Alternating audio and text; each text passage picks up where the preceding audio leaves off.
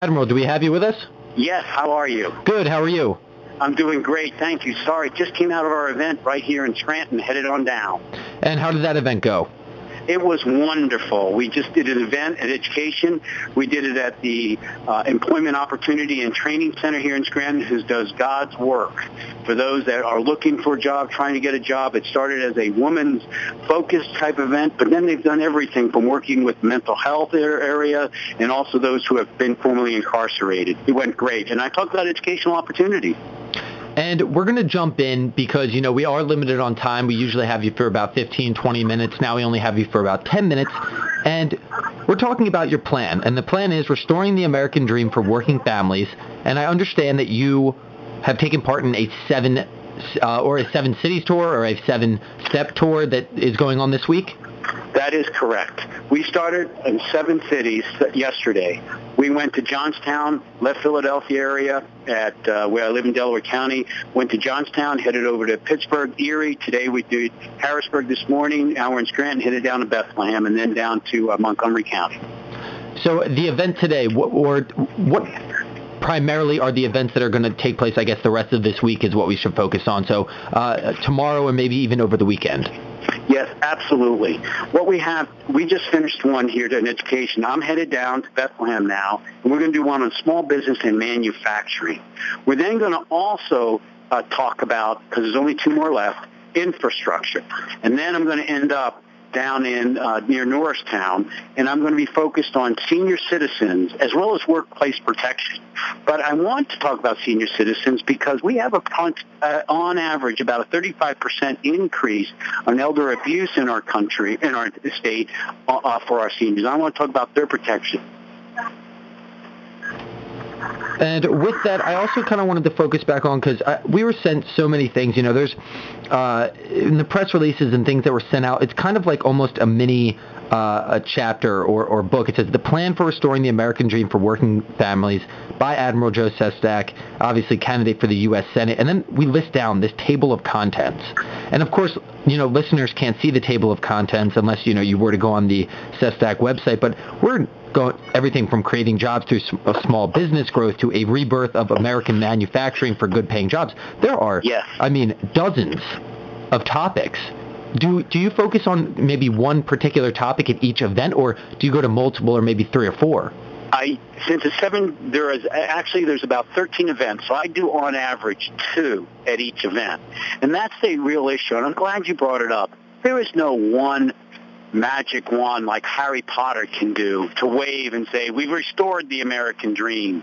It does take small business growth. It does take an ability to have a healthy workforce, and it does take the ability to get trapped populations, both regarding those who were formerly in prison or those or immigration. And it does take to make sure that we have the dream of ownership being achieved. And each of these explains a piece of how we can restore the dream. And I'm looking at some more press releases here for the Sestak campaign. I mean, they're so detailed. If anybody or those that are able to log on to the Sestak website and look at some of these press releases, I mean, they detail every event from the first one to the 4th one. I'm looking at the 4th one right now in Harrisburg. The unveiling of the plan for restoring the American dream for working families, and everything that you're doing for the city tour. But let's even talk about beyond this 7-city 7-day tour. What's going to happen next week once this tour is over? Then we're going to go into take one issue at a time, and we're going to regain what I did before, my walk. And I'm going to go on the rural roads as well as the main streets of other cities, and those rural roads of the counties. And I'll walk between, for example, 2 places. I might go between Jenkintown and Doylestown and do an event at one place on this piece of the American dream restoration, and then one at the next place, because not only do I want them to be detailed explanations so people don't think I'm just saying restore the American dream. I want them to know in detail how I've researched and looked and listened to Pennsylvanians of how it can be done. But second, that walk, I want people to know that they can hold me accountable for walking in their shoes, not just here in Pennsylvania and listening to their hopes and concerns, but going down there in Washington, D.C. and continue to walk in their shoes. Not any party establishment, not anything else, but actually accountability to the people for what they send me down there to do. And that's why I have these meetings, like about 25 people just in the room there, as they commented upon it. 2 of them are going to email me afterwards with even more comment. Listen to the sailors in the Navy, and you take care of the sailors in return, and they'll take care of the mission we set in the Navy. That's how I want to be a U.S. Senator. Listen to the people, and then focus on the people, take care of them to restore the American dream.